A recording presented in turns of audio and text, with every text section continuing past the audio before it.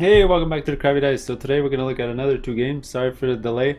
So if you've never watched one of my videos, we're going to do hopefully quick. I don't know how quick it'll be, but a couple of overviews and what I think the value and gameplay is of a couple of Kickstarters.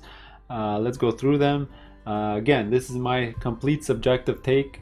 It's my thoughts, my opinion. You can have a negative opinion of me. I don't care. Give me your comments below. Tell me what you think of the Kickstarter, if you're backing it, so on and so on. Let's just get started. I won't waste any more time. Let's do it. All right, and the big Kickstarter of the week and probably of the month is the City Collection from Stefan Feld. I almost forgot his name there for a sec, which would be weird because he's probably one of my top 5 designers making games right now.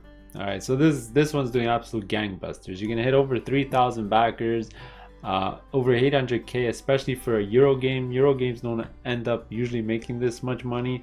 When you're getting close to $1 million, it's usually mini heavy on the minis type of games that cost $150 to $200 for just the base game and so on. So this is kind of impressive. You're definitely hitting it out of the park here, Queen Games. And we'll talk about Queen Games later, but they sort of have a history and not a good one for me. All right, so obviously everyone knows what this is. I'm probably just going to be repeating what everyone's saying. This is just a rehash of Bruges on the left, and Amsterdam is going to be Macau. Two games that are super out of print and super hard to find and super expensive. So if you want to get those games, you got a Kickstarter, you can definitely get it here. All right, so I don't even know what I want to talk about because these games are sort of out already, so I'm not going to talk about how to play the game because you can just go watch anyone's review of the game. Maybe I'll talk about the changes. So here we go. So there's two games. There's Macau on the right, Bruges on the left. What's a bit weird about this whole Kickstarter is that they're work in progress, so the state of the game is not even finished. They're still working on it. So why are you releasing the Kickstarter, especially for a gigantic company like Queen Games that I think have the highest created projects number of any company on Kickstarter? I could be wrong. Somebody let me know below if somebody has actually more than 59. That's kind of insane. So they don't even finish the game. They're just talking about some of the changes that they've made. But essentially, let's just talk about Bruges. I won't talk about Macau probably. I'm just going to focus on Bruges on this recap and what I think, because honestly, the same thing will be for Macau as well, right? I'm just going to be repeating myself for the second game. So the base game includes the expansion, which is good. So there's a couple of expansions. The zoo, which was I believe only in German, that'll come in the box. And there's also the city on the Zwin, if that's how you pronounce it, which was the harbor, the boats I believe, with extra stuff. So that's going to be thrown into the box. So let's talk about price. So you can get the base game here for $65. Now, is it worth $65? Now, Queen Games, we all understand what they're doing here. It's not rocket science. Get a game that's super out of print, put it on Kickstarter, and charge more than you would normally charge for any other game, and people are going to get it. That's basically what is happening. You're going to pay retail prices for the game, maybe $5 to $10 less than you would in retail, but the price is canceled out because you're paying shipping, so it ends up being the same, if not a bit more expensive on Kickstarter. And yes, they're saying they won't come to retail. Look, we're talking about Queen Games, who in the past have said that, and every single game that they've ever released on Kickstarter has come to retail. And that's 59, so let's say 58 of them have come to retail. Honestly, this is going to come to retail. All right, so if you're going to pledge to the base game, just wait till retail. If not, think of it this way. This is going to be a series of 4 games, at the very least. If not, it's going to be more. These games are going to be available again for the next 4. When the third game comes out, which is going to be the copy of Rialto, this game's going to come out again. They're going to offer it again. It's not like this game's going to be offered one time and vanish into the internet and not be able to you're not going to be able to find it, and you're going to have to pay 200 bucks for it on the secondary market. That's not going to happen. This game's going to come back again and again and again, and it's Queen Games. I make this joke all the time. You're going to probably see a big box of some of these games before, as their second Kickstarter, as their third Kickstarter. For this game's going to come back again and again and again and again. All right. So, I mean, all right, let's just keep going. I'm just going to rant about Queen for the next little while because they're a company that I can't stand. If I have to have a hall of shame on Kickstarter companies, Queen is in my top 3, right? I don't like when they release a game. They tend to charge way too much for the Kickstarter. I don't think they've released the Kickstarter in all 59 that I looked at the price of the game and said, yeah, that was reasonable. Or anyway, we'll talk about that another day. All right, and then we get to the deluxe. So not only was the base game super expensive for what you get in the box, but I'm just gonna stress this. It's a Euro game that's $100 for the deluxe, and the only things you get are game trays, 14 acrylic standees, and 13 screen printed meeples for $35. That's insane. That's probably the most upsale to a deluxe game I've ever seen, and it's not even close. How is a game that you can probably get in retail for 60 bucks with game trays? This is, I don't even consider this. People say, yeah, you're getting a tray system that you normally get on the secondary market for 20-30 bucks. Yeah, but those tray systems are made out of wood or foam core or something more expensive. This is just vacuum plastic game trays. Right? There's nothing special about it. It's plastic. It's literally costs the company $1 to make, if not less. All right, that's why everyone puts game trays in their thing, because it costs nothing. All right, you probably have to pay game trays to make it for you, but the product costs nothing. And then you get 14 acrylic standees, like that's nothing, almost nothing. And then you get just the same meeples, just screen printed again. So for $35, that's insane. And don't get me started about these stupid challenge coins. Who gives a fuck? All right, sorry for swearing, but who gives an F about a challenge coin? I mean, how far down the rabbit hole of collecting have we become if you're actually getting this just for the challenge coin? Honestly, if I was just starting the hobby maybe 10 years ago, I would have looked at these challenge coins and say, oh my god, I'm going to collect all of these. But you know what? After 10 years and having 300, 400 games in your collection and now trying to sell half of them away, you look at this and you're like, why? I don't care. I really don't care. And then there's baseball cards, who cares? And then you get your same number, who cares? All right.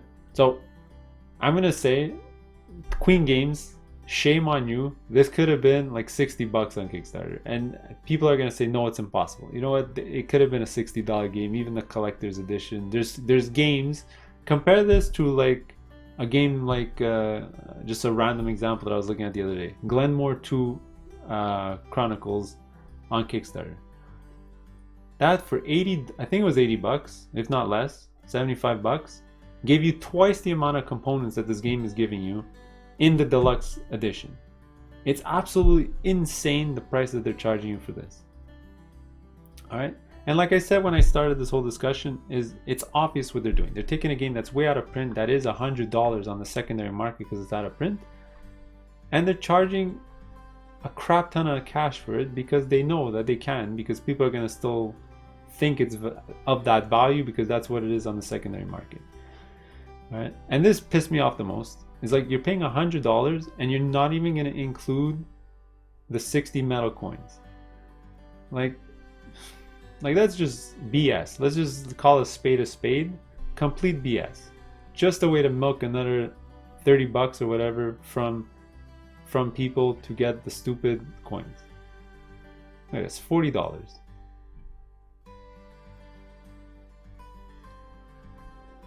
$40.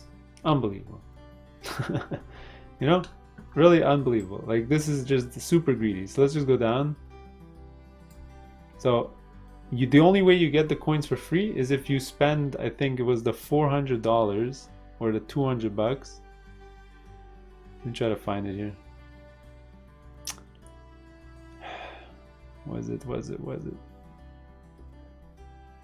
Yeah.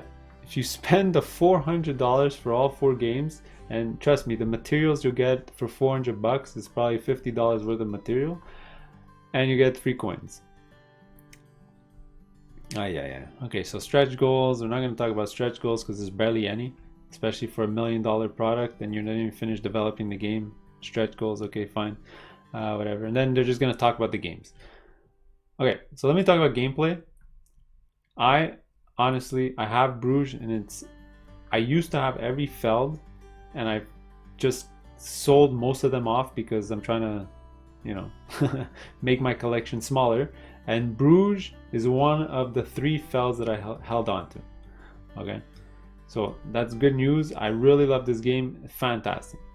Now the problem is, if you want to get it, you're back to my beginning argument. You're stuck in a catch-22. Do you overpay for this? Well, you might not have a choice. Now let's just talk about some of the gameplay changes that they've done. So I like most of the changes they've done. They added a new I forget what they're called. They're the tokens, the awful things that can happen to you. They added a new color. They added another dice that acts like a wild die, so it's all good. The game's gonna last a certain amount of rounds, 8 rounds, which I love. Now the only thing I don't like, and a lot of people complain about this, and I don't know why, is now instead of having 2 decks or 3 decks of cards, every single deck is available for all the colors, so you can get any color you want at any point. Sorry about that.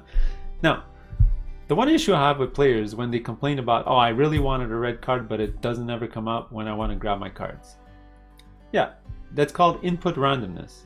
There's nothing wrong with input randomness. It's not output randomness. When you want to play Castles of Burgundy and you really want to roll a 5 because you want the castle that's in the 5 spot, but hell, you keep rolling 2s, you can't get a 5, oh, that sucks. Well, deal with it. It's called input randomness. Try to do the best you can with what you have. I mean, you don't see people complaining about Castles of Burgundy that you can't roll whatever you want, so you can't get what you want. It's like, sure, you can use worker meeples, but trust me, if you're playing Castles of Burgundy and you're spending more than 3-4 rounds getting workers, trying to get the numbers that you want, you've already lost the game. Alright? It's not as punishing as this one, but it's input randomness. Do the best you can with what you've been given. I mean, what else do you want me to tell you? Plus, there's 2 decks of cards. It's super rare. I've played the game over a dozen times. It's super rare that I go more than 1 round without getting the color that I want. Alright? So, that being said, it's not a bad change that they've done. It's just something that I didn't think was a problem that they feel like they've addressed. But maybe I'll try it, maybe I'll like it better, who knows? It's just how it is. Also, another thing I just got reminded by going through this, another thing that I don't like, a lot of people mention it, but the graphic design, you've taken the most beautiful board from Michael Menzel and you've replaced it with this. This seems like a Colosseum problem. Honestly, the original was so much better looking than what you have here. Alright, not only was it beautiful, but it was functional, and now you've replaced it with this. I've seen a lot of people complain about it. It's a known issue now. I don't think they're going to change it. It's just the way it's going to look. Alright, it's the same Tribune. Tribune was the same thing. It looked like garbage, and the original was so much nicer. Alright, I'm also going to say the cards. The original cards were so much nicer than these ones. Alright, go look at the photo of the older cards, look at the photo of these ones, and you're gonna see that it's quite obvious that the original ones look better, right? It's a shame they couldn't use the same art, same graphic design and everything, but you know, maybe they didn't get the rights to it and they have to, that's probably exactly what happened, and you're stuck with this. So on the other hand, for the Macau stuff, all better graphic design. The Macau Aliyah makes garbage products. They make shit products. I got rid of all my Aliyah stuff, even though the games are great. Their components, their art, and everything is complete trash. And who wants to play with that stuff now that we can get stuff on Kickstarter that looks so nice? And there you go. Their cards are even nicer. They're bigger. All good stuff from Macau, but I'm not going to talk about Macau because if not, I'm going to make this video 30 minutes. All right. So overall, let's just recap. Fantastic game. Feld, one of my favorite designers. Unfortunately, if you want to get this game, they say you have to get it now. Honestly, I would just wait, get in retail later. It'll come to retail. It's freaking Queen Games. My God, like how many people do I have to tell me that you won't get this later is it's blowing my mind. All right. uh, you have a better chance of seeing a big box version of this in the near future than it never coming to retail. All right, and again, if you're worried, wait till the second printing when the third game of the series is going to come out. They're going to offer the same crap again. You're going to be able to get this again and again and again and again. All right, I'm going to go for a water break soon, so I'm just going to stop with that. Honestly, for me, I'm not going to back it. I still have Bruges. I got rid of my Macau, but I don't really want it back. Because honestly, I'm not going to spend $100 for this. It's insane what they're charging. This is like splatter style pricing. So that's all I gotta really say is for the value. For what you get in the box, definitely you're not getting your money's worth. It's complete trash. Now, will it hold its value? That's a completely opposite question. Honestly, it might, but I don't think. I think it'll hold its value at around $100. It'll never reach the 150, $200 old like heights like that. You might lose your shipping. You might gain back your shipping. You're gonna lose money somewhere, probably on the shipping, but you might get it back $100 in 3-4 years if you try to sell this. I don't think it's gonna hold that much value because this game, they're just gonna keep releasing it over and over and over again. So if you're going to try to sell on the secondary market for 150, I'm going to say, look, I'm just going to wait 2 months. The new Kickstarter is going to come out. These games are just going to come out again and again and again. They're going to release this game. I'm not even going to joke. I can bet with somebody at least another 5 times in the near future. All right. Already when the Series 3 comes out, when the Series 4 comes out, probably a bundle set after that. This is Queen Games. They release big boxes and then big boxes again. And then big box. When you thought they were done, release big box again. And then they tell you the series is over. And then they release a big box with another expansion. That's Queen Games. My top 3 worst companies that I would never back on Kickstarter. And unfortunately, they got the rights to Stefan Feld stuff and makes me a little sad, but that's what it is. So that's my thoughts on the City Collection. Unfortunately, sorry for being so negative again. I feel like I need to apologize, but that's what it is.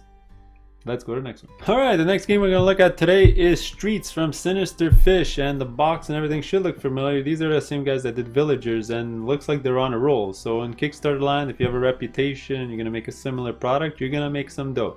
Right, so we're at 200K and it just got launched, right, a couple of days ago, and we still got 30 days to go. So it's quite conceivable that they're going to pass the totals from the previous game, Villagers. All right, so before we even go, like usual, I'm just going to go through the Kickstarter with my thoughts on the gameplay and the value of the game. So let's go through it. Let's talk about the gameplay first, because that's the first thing we're going to hit. Actually, I'm going to talk about graphic design first. All right.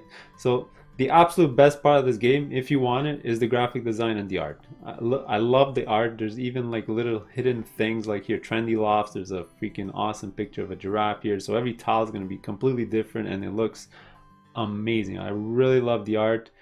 We're gonna see his name at the end. He did a absolutely fantastic job on this. I have absolutely nothing bad to say. This art looks fantastic. All right, the one of the best tiling art for a game I've ever seen. All right, so let's just go to gameplay. So if you didn't know what Streets is, I'm just gonna explain it to you super quick. It's a tiling game. You're gonna have 3 tiles in your hand. So draw 3. When at the end of your turn, you're going to draw back up to 3. So you're going to play 1 on your turn. You're going to put your ownership marker on it, and you're going to end up scoring it when the street is filled. So here you go. You're going to play a tile, put your ownership marker on it, and you're going to add a meeple if that building had a meeple icon below it. All right. When a street is closed on both sides, like those end caps there, so a street that's sort of tilted sideways, you're going to score that street. You're going to look at the top right of every tile that's on that street. You're going to score. Remove your ownership marker. So Carcassonne style, you only have a limited number. So you never want to run out so that you don't get screwed over. So you sort of want to block them off so you get them back, so on and so on, blah, blah, blah.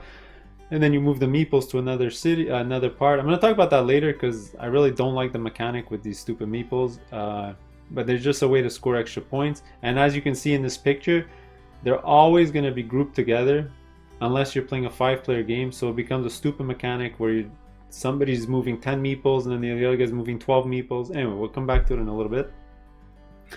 And then you're gonna see who scores the most points at the end of the game. There you go, done. So a couple of expansions that come, we'll just go through this quick. Sorry about that. There's the business expansion, which is a fantastic expansion and should have just been part of the base game because the base game is just super duper light. It's like the difference between a 6-year-old playing the game and an 8-year-old understanding the game. So I mean, if you're playing family style, just play with these. Basically, when you're scoring a street and you have an ownership marker, you just grab one of the you pick one of your buildings on that street and you get one of the tokens from that, and it's set collection style at the end of the game. So just a way to score more points.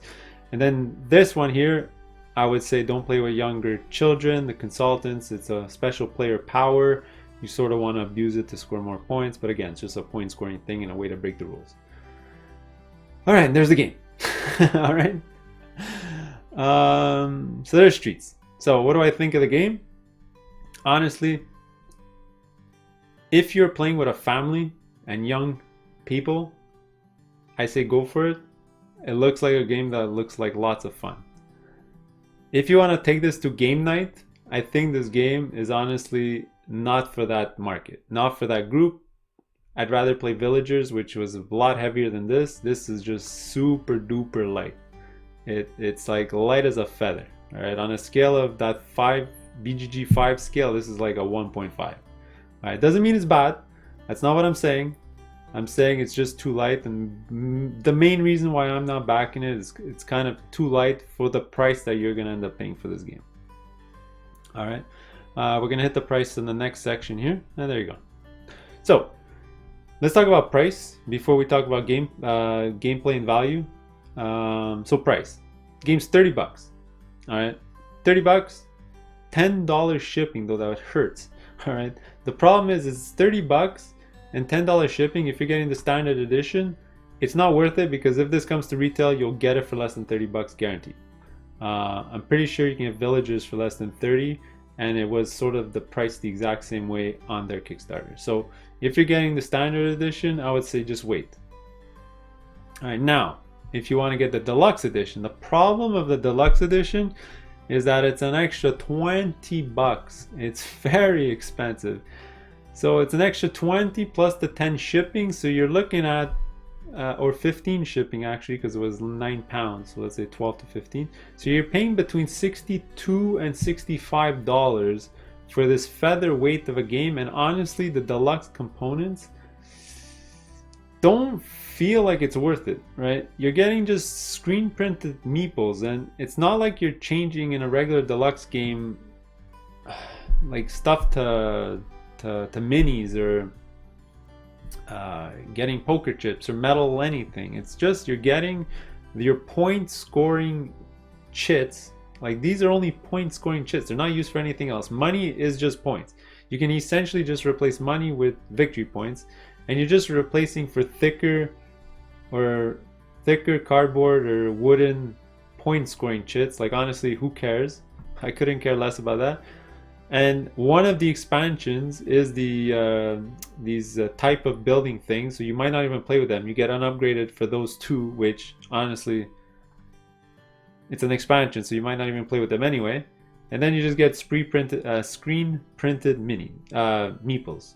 So I have games with those. I got the Genties, or however you spell. Like, honestly, I don't care about that. It's not like you're upgrading the game that much. All right, it is cool. I gotta say that they give you two different types of screen printed meeples on the different colors, so you have two per color. That's pretty cool. So they're not all the same, but honestly, for the price, it's very expensive for what you're gonna get. All right, $65 for this type of game.